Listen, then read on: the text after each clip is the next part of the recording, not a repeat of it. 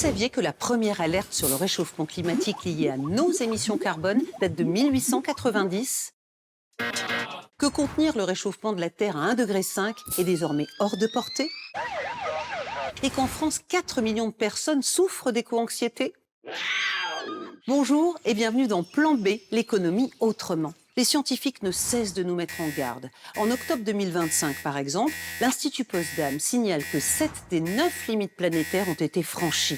L'acidification des océans a basculé dans une zone de danger. Bref, la maison brûle et l'humanité regarde ailleurs. Toute l'humanité ? Non. De plus en plus d'artistes s'adressent à nos sens et à nos émotions pour nous sortir de la sidération. En Italie, l'art prend très concrètement la défense de la mer. Extension du domaine de la lutte. Ces poissons de marbre vont bientôt regagner la mer, immergés avec 4 autres sculptures près des côtes de l'Argentario. Impossible à pêcher, ce sont des poissons qu'on ne peut pas pêcher. Ils resteront toujours au fond de l'eau. Ah, c'est chouette! Le début d'un deuxième musée sous-marin en Toscane. Les taches vertes que tu vois là symbolisent la Posidonie. Le but, c'est d'attirer l'attention du public sur l'état des fonds sous-marins et de faire revenir la vie sur ces zones grâce à des récifs artificiels. En clair, des œuvres d'art pour aider la nature et faire obstacle aux chalutiers illégaux très actifs dans la région. Cette guerre de position, elle a commencé 27 km plus au nord. Le premier musée est au large de Talamone. Il est né dans la tête de Paolo, pêcheur depuis l'enfance. Le musée, il est juste en dessous.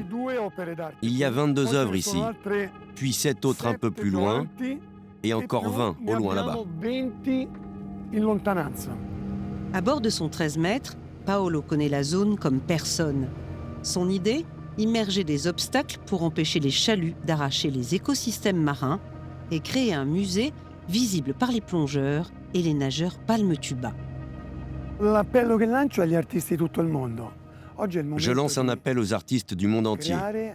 C'est le moment ou jamais de mettre l'art au service de la fragilité des océans. Il faut créer des musées partout. Le réchauffement climatique est lié à celui des océans. Parce qu'il n'y a plus de Posidonie pour produire l'oxygène nécessaire à la vie sous-marine. Il faut sauver cette plante de Méditerranée.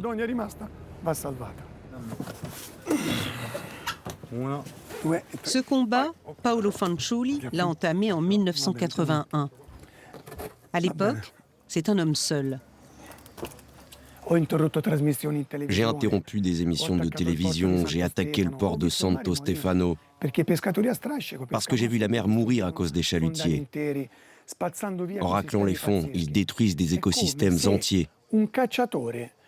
C'est comme si un chasseur mettait le feu au maquis pour tuer un sanglier qui se cache dans les buissons. Aujourd'hui, Paolo n'est plus seul. Il s'est entouré d'une association, la Maison des Poissons, et d'une trentaine d'artistes, dont Emily Young, qui a signé 4 des œuvres immergées à Talamone. Pour elle, créer, c'est collaborer avec la nature. C'est une mission de service public, veiller sur sa communauté. Aujourd'hui, ça inclut les animaux, les arbres, les océans, les nuages. C'est ce que j'essaie de faire lorsque je travaille ces pierres. Je sculpte avec elles. Je ne me contente pas de les exploiter, de décréter « tu seras comme ça ». L'art, un vecteur de choix pour protéger le vivant.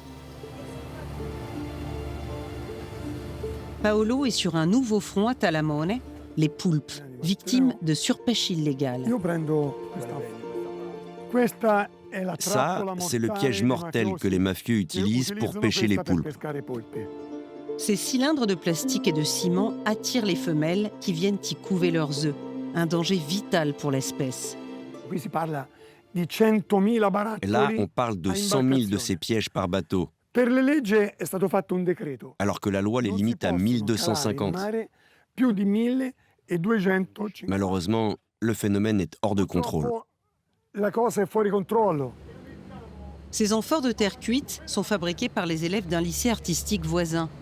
Ça, c'est ce que nous utilisons pour sauver les poulpes. Plus on immergera d'amphores, plus on donnera aux poulpes la possibilité de choisir, de trouver un refuge naturel.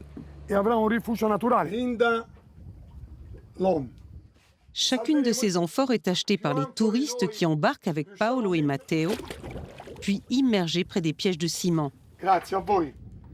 Des pots de terre donc, contre les pots de fer de la pêche mafieuse.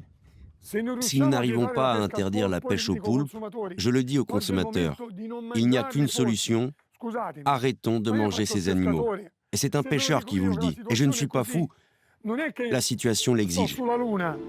Car les poulpes sont les seuls prédateurs du crabe bleu en Méditerranée. Ce crustacé vorace, arrivé d'Amérique, dévaste la Grande Bleue. Sauver les poulpes, c'est donc aussi sauver la mer.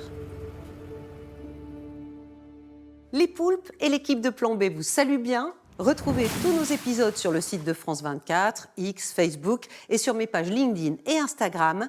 Ci vediamo!